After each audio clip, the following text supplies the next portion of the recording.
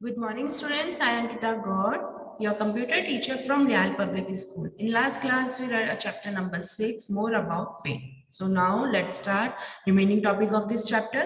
Yes, selecting a part of an image. अब आपको क्या करना है, इसके अंदर इमेज का कोई पार्ट है उसको सिलेक्ट करना है, तो वो हम कैसे करेंगे? Step 1, from the image group click an arrow under selection option. सबसे पहले आपको किसमें जाना है? इमेज ग्रुप के अंदर जाना है, वहां पे आपको click on arrow under selection, select option, आपको किसके अंदर? सिलेक्ट ऑप्शन के अंदर एरो को क्लिक करना है, एरो से। ठीक है, ये देखिए दिस वन, यहाँ पे अपने होम टैब में गए हैं, वहां पे आपको सिलेक्ट ऑप्शन मिल गया है। चूज रेक्टेंगुलर सिलेक्शन और free from selection to select a part of the image. अब आप या तो रेक्टेंगुलर या फिर फ्री फ्रॉम सिलेक्शन, इन दोनों में से कोई सा भी एक टॉपिक आप इसमें से चूज करिए जिसमें आपको क्या करना है? इमेज के पार्ट को सिलेक्ट करना है।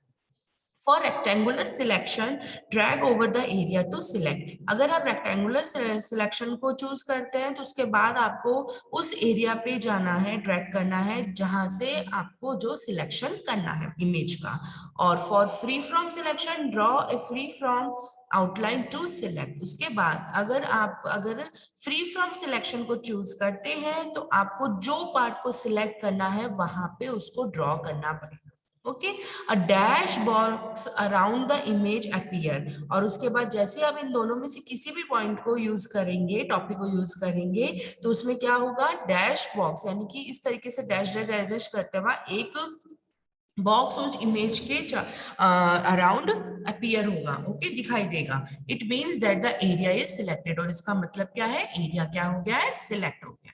To select the entire drawing area choose select all option. और अगर आपको उस इमेज का पूरा एरिया, ड्राइंग एरिया जितना भी है उसको सिलेक्ट करना है, तो आपने यहाँ पे जो थर्ड ऑप्शन सिलेक्ट ऑल है उसके ऊपर क्लिक करना पड़ेगा। देखिए दिस वन, रेक्टेंगुलर सिलेक्शन के अंदर अगर आप चूज करते हैं तो ये देखिए इस तरीके से अपने चूज करेंगे। ओके, और फ्री फ्रॉम से आपको इस तरह से ड्राइंग बनानी है। To smart tip, to deselect, remove dash outline, press escape key on the keyboard। अगर आपको इसको deselect करना है, मतलब एक बार सिलेक्शन कर लिया उसके बाद आप इसको वापस से हटाना चाहते हो सिलेक्शन को, तो आपको कौन सी की को प्रेस करना पड़ेगा? escape की को प्रेस करना। Now next one is cropping an image। अब आपको क्या करनी है? क्रॉप करनी इमेज को। The word crop means to cut। Crop का मीन्स क्या होता है? कट करना। आपका एक बड़ा सारा पेपर है, उसमें से कुछ पार्ट हमें चाहिए, तो हम क्या करते हैं? कट करते हैं उसको। Okay, the crop command keeps the selected part of the image and delete the unselected part from the drawing area। अगर आप crop command का यूज करते हो तो जितना पार्ट आपने सिलेक्ट कर रखा है तो वो तो आपके पास रह जाएगा, बाकी सारा का सारा अनसिलेक्टेड पार्ट जितना भी होगा वो ड्राइंग एरिया से डिलीट हो जाएगा। अब हम इसको यूज कैसे करेंगे? Step 1, select the part of the picture using any of the selection tool. आपको क्या करना है? सबसे पहले पिक्चर को सिलेक्ट करना है, ठीक है।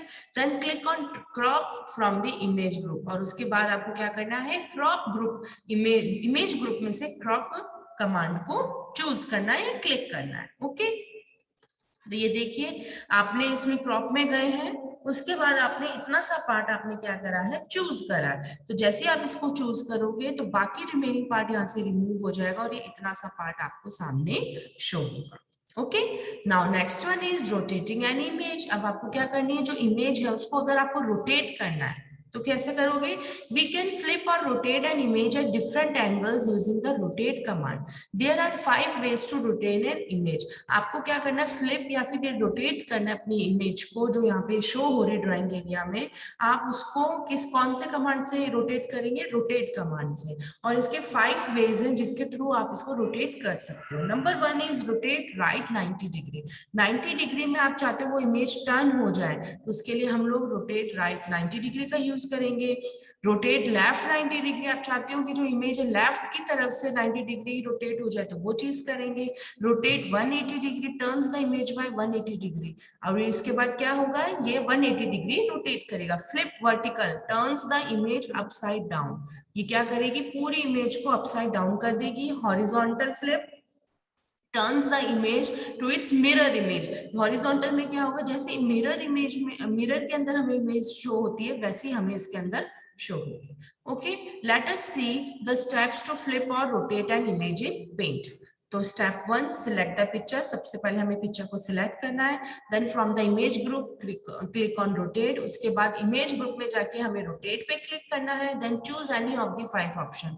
आप इसमें से फिर कोई भी 5 ऑप्शन को चूज कर सकते हो. देखिए, अगर आपने सबसे फर्स्ट कमांड क्या है, आपको फर्स्ट सबसे पहले स्टेप्स को इमेज को सिलेक्ट करना है. देन उसके बाद इमेज ग्रुप में गए रोटेट पे क्लिक करना है और इन 5 कमांड्स में से आप किसी का भी चूज कर सकते हो.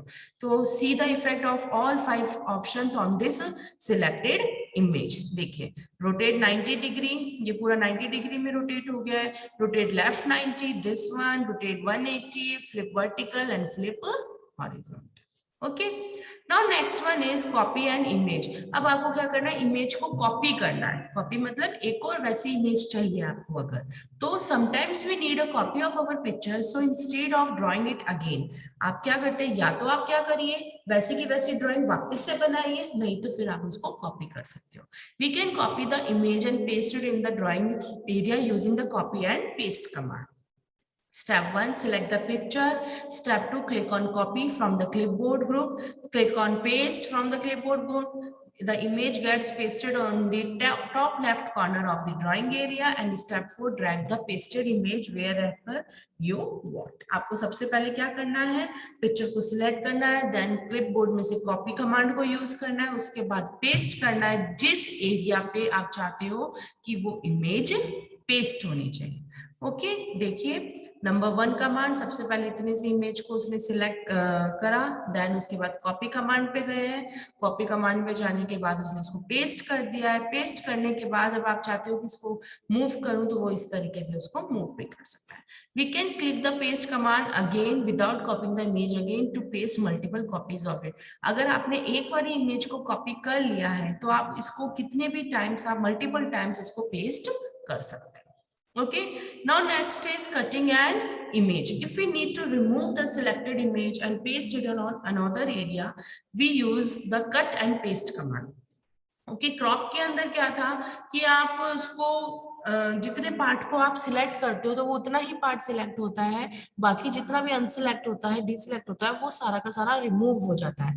बट अब हम क्या चाहते हैं कि जितना पार्ट हमें चाहिए कि मैं इसको कॉपी करूं और कहीं और पेस्ट करूं, तो इसके लिए मैं उस इमेज में से वो पार्ट हटाना चाहता हूँ. ओके, बाकी जो अनसिलेक्ट है वो रहना चाहिए. तो उसके लिए हम लोग कौन से पार्ट को यूज करेंगे, कट को.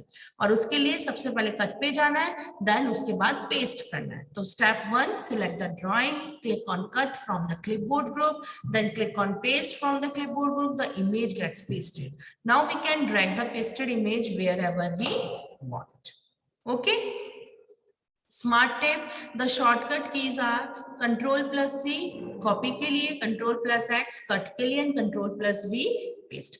Setting drawing as desktop background. अब आपकी जो ड्राइंग है उसको अगर आप डेस्कटॉप पे सेट करना चाहते हो तो वो कैसे करेंगे. We can set our save drawing made in paint as the desktop background. There are 3 ways in which we can set it as our desktop background.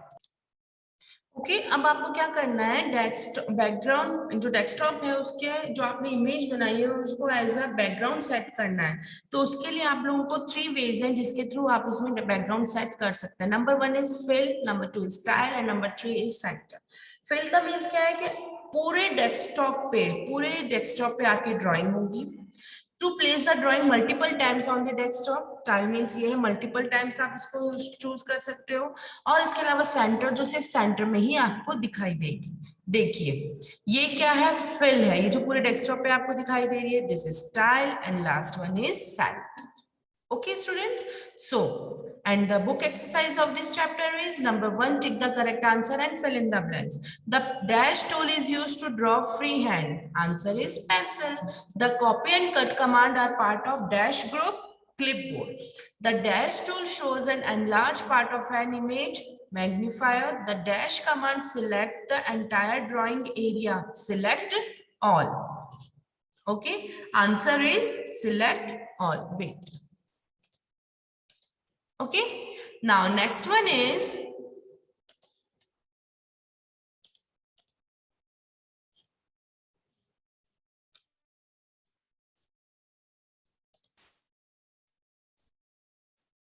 Name the following pictures. This one is paste, cut, crop, magnifier, color picker and cloud call out. Okay, this one is crop beta, C-R-O-P hai. Okay, fill in the blanks using the given words. Number one is color one is the dash color and color two is the dash color.